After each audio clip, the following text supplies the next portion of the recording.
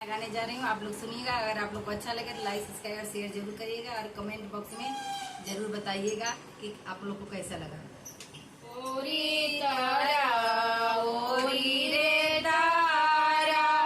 बैठे बार रे नेतिया, ओरी तारा ओरी रे तारा बैठे बार रे नेतिया, काढ़े ना कावन हो पापा या पानी है पुतरिया, काढ़े ना कावन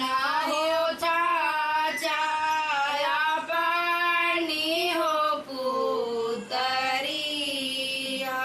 अरे देखेला साजना हो लोगवा घेरैला मोर रे जाया, अरे देखेला साजना हो लोगवा घेरैला मोर रे जाई, अरे का देख साजना हो लोगवा घेरैला मोर रे जाइया,